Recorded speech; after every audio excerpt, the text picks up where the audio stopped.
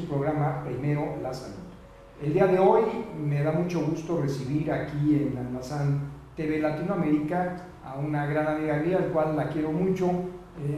Nos conocimos hace muchos años, no vamos a decir cuánto, pero es Laurita Gutiérrez. Laurita, muy buenas tardes. Gracias, buenas tardes, Juan José, gracias por invitarnos, por darnos este espacio, gusto saludarte. Gracias. Bueno, Laurita nos va a contar un caso de vida que ojalá a todos nosotros nos tome conciencia de la importancia de prevenir y de cuidarse. Y también nos acompaña el doctor cirujano oncólogo Fabián Monsalvo. Gracias. Bueno, él es el cirujano precisamente de Laurita, y como médico cirujano oncólogo nos va a platicar sobre esto del cáncer de mama. Pues rapidísimamente, Laurita, ¿cómo estuvo este procedimiento contigo? ¿Cómo lo detectas? ¿Cuáles fueron los síntomas y cómo te hizo llegar ya hasta este momento? Sí. Bueno, no tuvo síntomas, eso también lo que quiero decir, que es asintomático en su mayoría, sobre todo al principio, ¿no, doctor? Es asintomático. Simplemente me toqué una bolita y fui a tratarme y luego hice trámites para estar en el Seguro Popular y me tardé un poquito, pero el problema no creció. Y ya afortunadamente llegué al Centro Oncológico Internacional, donde todo lo hace de una manera muy positiva y muy humana y obviamente muy profesional e integral. Entonces ya ahí me hicieron los análisis correspondientes, me hicieron una cirugía que incluso iba a ser ambulatoria, nada más que tuve un problema de alza de la presión y fue de un día para otro. Realmente estoy íntegra, o sea, no me hace falta nada de mi cuerpo, que también podía haber hecho porque tienen ellos diferentes técnicas para precisamente afectar lo menos posible a la persona, ¿no? Sí. Y pues ya me operaron, después nada más me dieron 4 quimios, de las cuales también ellos nos ayudan mucho a que no tengamos ninguna reacción. Y ahora ya estoy en el proceso de la medicación por 5 años, que es una medicación hormonal o para combatir el asunto hormonal. Y estoy por empezar las radioterapias, pero realmente hay gente que no me cree, pero yo nunca he tenido ningún problema, nunca tuve ningún síntoma, que eso también lo que quiero dejar, y lo que quiero dejar conciencia que en estos espacios, en los medios de comunicación, es para que pues seamos más conscientes de cuidar nuestra salud y de ir al médico de una manera periódica para estar haciendo los chequeos, porque a tiempo es vida. Claro, todos nos vamos a morir, nadie se va a quedar solo en este mundo, ¿verdad? Pero pues mientras tengamos la oportunidad de curarnos, de tratarnos, hay que hacerlo a tiempo y no hay que tener miedo, porque nos vamos a morir de todas maneras, pero yo creo que el cáncer, y en especial el cáncer de mama, no precisamente quiere decir muerte. Muy bien, bueno, esto es, como dice Laurita, calidad de vida. O sea, al final de cuentas, cuando hay una enfermedad y más esos mitos, ¿no?, del cáncer y todo lo que pasa a una familia, no nada más el paciente, sino la familia, porque hay cánceres muy desgarradores, ¿no? Pero este cáncer de mama, estadísticamente, doctor, pues ha venido afectando a un gran porcentaje de mujeres. También se den hombres, ojo, pero bueno, vamos a hablar ahorita un poco la parte de la mujer, doctor. Sí, bueno, el cáncer de mama es el más frecuente a nivel mundial y México no es la excepción. Es un problema de salud importante para lo cual ha habido muchas campañas para tratar de modificar la evolución de esta enfermedad. Por eso la insistencia de las campañas de prevención, de autoexploración, de hacer las mastografías una vez al año, para tratar de detectar a esta enfermedad en etapas más tempranas. Entre más temprano lo encontremos, es más fácil controlarlo. No precisamente se habla de una curación al 100%, siempre queda latente el riesgo de que pueda regresar esta enfermedad. Sin embargo, los tratamientos van enfocados a que entre más temprano el riesgo de esto es menor. Entonces, entre más temprano lo agarremos, es más fácil controlarlo. Hablando principalmente en las mujeres que ya tienen el diagnóstico de cáncer de mama, muchas veces llegan con el temor antes, pues al pasar de los años se ha notado que era un tabú antes, ahora ya se ve en todos los medios de comunicación. Sin embargo, todavía hay cierto temor. Me sentí una bolita y ¿qué tal si tengo algo malo? Mejor no voy al médico. Esa actitud de hasta que no me sienta mal voy al médico, eso nos hemos dado cuenta de pasar de los años y en compararnos con otros países, que esa forma de pensar nos ha llevado a peores consecuencias. Entonces, de entrada, hay que prevenir. Para eso todas las campañas de cambios de estilo de vida y todos estos estudios que nos ayudan precisamente a identificar estas lesiones de manera temprana. Cierto es que no hay estudio 100% diagnóstico, sin embargo la mastografía año con año va haciendo que ese error sea aún menor. Entonces, siempre hay que hacerse el estudio de la mastografía y cuando esté indicado complementarlo con un ultrasonido para poder identificar esta lesión en una etapa muy inicial o muy temprana para tener una atención oportuna. Cuando llega la paciente con una bolita, el primer miedo que le da es que le hagan una biopsia con el temor de que se pudiera regar la enfermedad. Sin embargo, pues esto es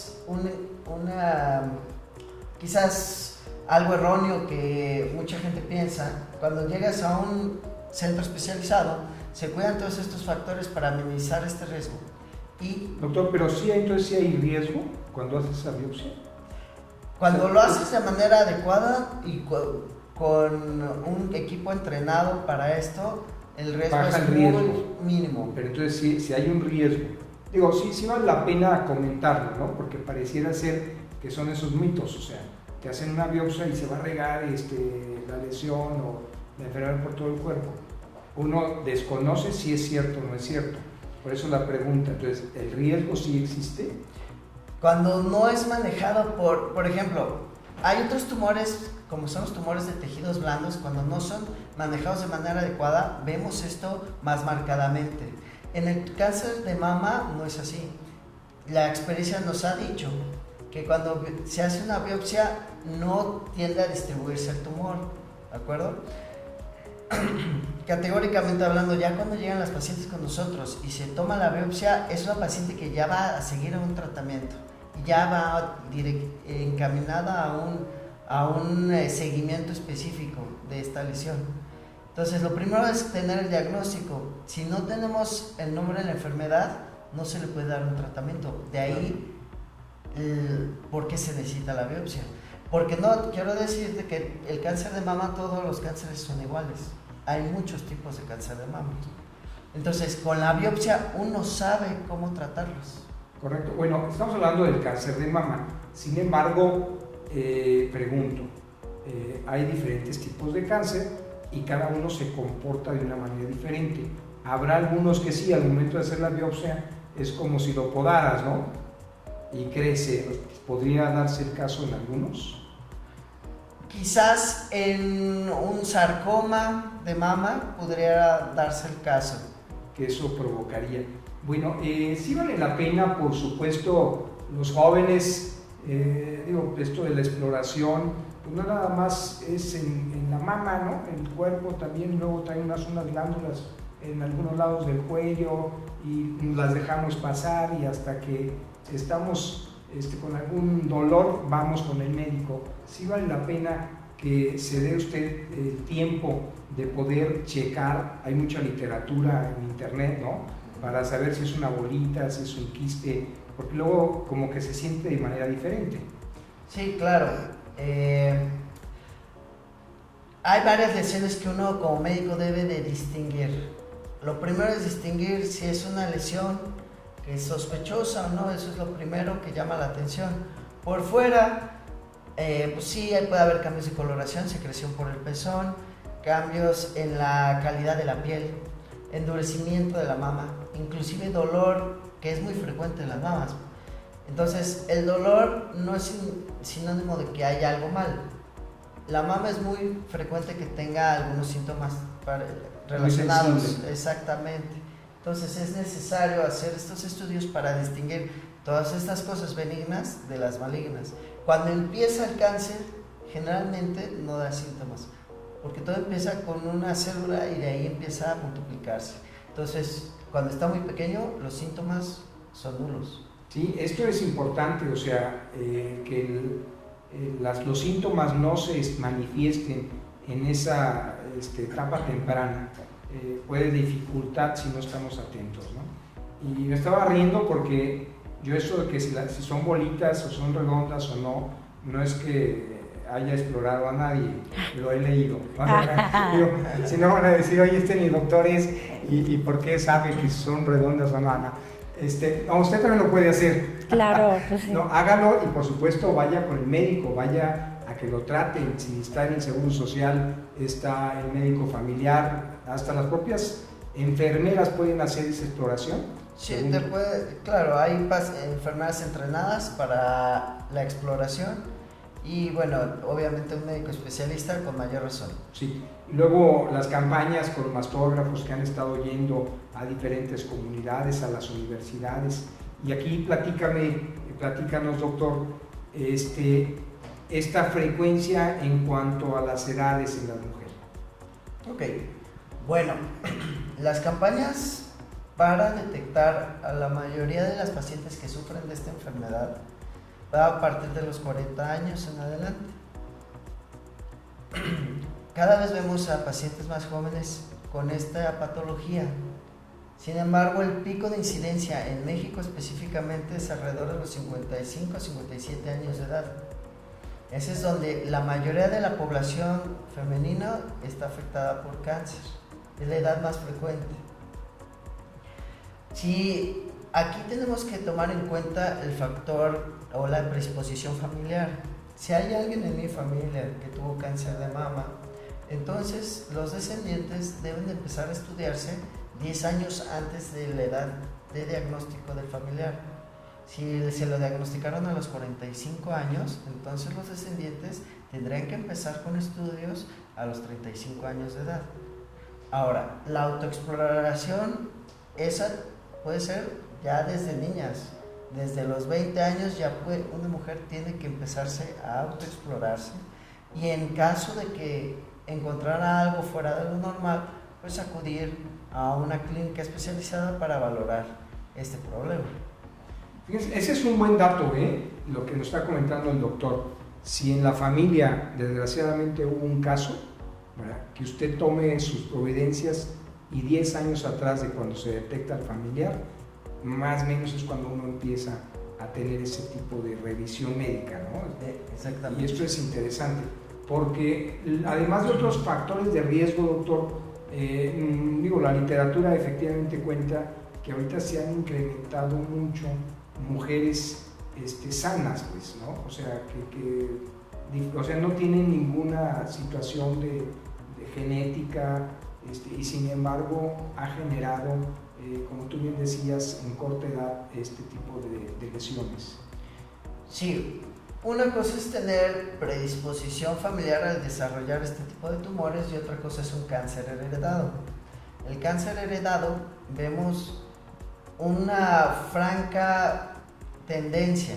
¿A qué me refiero? Mi abuela tuvo cáncer de mama, mi mamá tuvo cáncer de mama, mi hermana tiene cáncer de mama.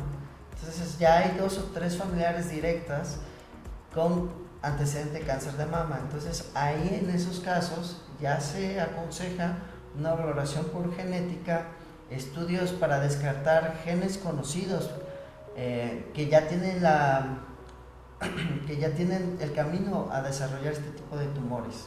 En esos casos se hace estudio de genética, un estudio en sangre, inclusive en la saliva, para detectar estos genes que ya están alterados. Afortunadamente, estos pacientes son las menos. O sea, del 100% de las pacientes, solo un 10% tiene un factor predisponente, sí, un patrón hereditario franco. La mayoría de las pacientes se desarrollan de nuevo, quiere decir que es adquirido. ¿Por qué? Por factores de riesgo. Aquí coméntanos, doctor, cuáles son esos factores de riesgo, o sea, los que ustedes han detectado ¿Cuáles son los puntos neurálgicos en cuanto a la parte del desarrollo de una persona en el medio ambiente, la alimentación, el estrés? No sé, ¿cuáles serían? Claro. El principal factor de riesgo es ser mujer. Para eso no podemos hacer mucho.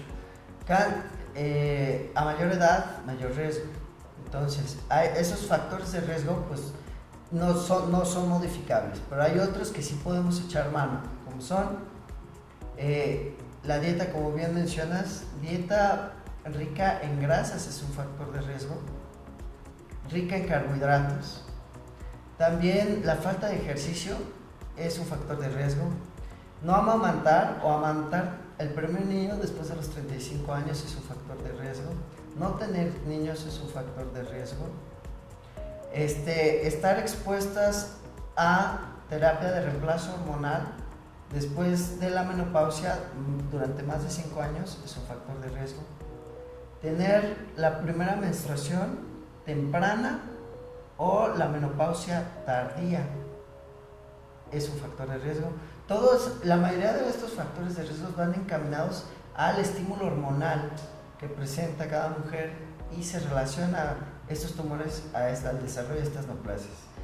El tabaquismo, el etilismo también se asocia, ¿de acuerdo? Todos estos factores condicionan que se desarrolle esta enfermedad. Fíjense que lo que nos comenta el doctor, sí me asustó porque las estadísticas nos demuestran cómo ha incrementado el consumo de alcohol en las mujeres, cómo ha incrementado el cigarro entre las mujeres. O sea, que son factores para esta enfermedad y que a lo mejor se sienten muy sanas porque hacen deporte, porque bailan, porque no sé, pero metiéndole dos factores más al riesgo de ser mujer, esto debe dar mucha preocupación, ¿no? Sí, claro. Hemos visto, por ejemplo, si nos comparamos con Estados Unidos, que ellos tienen inclusive incidencias un poquito más altas que nosotros para el desarrollo de estas neoplasias, la mortalidad allá es más baja y aquí es más alta. A pesar de que a ellos les pega más. Motivo porque tienen tienen estos sistemas de prevención más a la mano, están más cercanos al sistema de salud. No todos, obviamente, hemos visto que en sus gráficas hay otro sector que tiene menos recursos que se equiparan a México, ¿no? Entonces, tiene que ver la conciencia, tiene que ver estar cerca de un sistema de salud adecuado, ¿de acuerdo? Lo cultural de cada persona, el estado socioeconómico, todo influye para detectar estas neoplasias a tiempo y poderlas tratar. Fíjate que esto, pues de alguna manera, es un llamado, ¿no?, a que las políticas públicas vayan más enfocadas a la persona y no a las instituciones, ¿no? Porque pareciera ser que cuando hacen una política es en cuestión presupuestal a fortalecer a la institución en vez de generar una política más de prevención, de salir a la calle, ¿no? De salir, o sea, como dicen, una política extramuros y no esperar a que te lleguen todos los enfermos. Dicen que es más barato curar prevenir. Que curar, ¿verdad? Y si me permites, es precisamente lo que yo me propuse después de pasar por todo este proceso, que aún estoy en él, pero bueno, ya es diferente, es llevar ese mensaje a la gente, de hacerlo a tiempo, de no tener miedo, de si es en la institución pública, pues buscar de que también, al final de cuentas, somos mexicanos y tenemos el derecho a que nos atiendan. A veces el problema es los tiempos, ¿no?, que duran para llegar a un diagnóstico o para el tratamiento, que ese es un problema que tenemos muy fuerte en algunas instituciones. Pero yo creo que ya en México cada día hay maneras de buscar de dónde puedas hacer el tratamiento de una manera muy adecuada, ¿sí? Entonces ese es lo que yo quiero, el mensaje que yo quiero llevarle a todo el mundo, de que sea tiempo, que tengan un entorno positivo, porque claro, como me decía el doctor, no porque seas positiva o negativa te vas a morir o no, pero vas a tener una mejor calidad de vida. Y aparte, como también el doctor estaba de acuerdo conmigo, que si estás deprimido, pues se bajan las defensas y eso te puede provocar más cosas, ¿no? Claro, claro. La actitud positiva siempre influencia en el desarrollo de cómo enfrentas o afrontas esta enfermedad. No es el total, no quiere decir que ya por ser positivo ya estás del otro lado, pero claro, afrontas mejor la situación. Sí. Pues miren, este problema del estrés, ¿no? Claro. De los problemas sociales, la falta de empleo, la falta de oportunidades, la inseguridad, o sea, tantas cosas que nos deprimen, o sea, lo que vemos en televisión, pues nos deprime, o sea, la verdad es que esto comenta el doctor, pues no sabe, yo también trato de hacer ejercicios de control para estar en un equilibrio, ¿no? Mental, emocional, lo tenemos que hacer por bien de todos. Al final de cuentas no podemos vivir en ese estrés, en esa agonía del día a día, ¿no, doctor?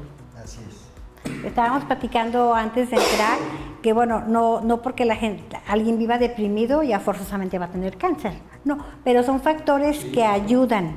Entonces, yo por ejemplo ahí en el Centro Oncológico Internacional, aparte de que bueno, todos los que me tocaron a mí han sido de presumirlos, porque es también lo que yo hago, o sea, presumirlos, porque me ha ido muy bien. Pero también, por ejemplo, antes de entrar a las quimioterapias, tenía sesión con la psicóloga y hacíamos ejercicios mentales. Sí, es una situación muy difícil, pero vamos a seguir platicando de estos temas de cáncer, se va rapidísimo el tiempo. Agradecemos mucho al doctor Fabián, muchas gracias. Estaremos por aquí en otra ocasión hablando de esto. Y Laurita, primero, gracias a Dios, aquí te tenemos bien. Gracias a Dios, sí. Con toda la energía, y te felicito por esta lucha que haces por también divulgar este tipo de conocimientos. Gracias a ti, Juan José, me dio mucho gusto saludarte. Gracias. Doctor. Muchas gracias por la invitación.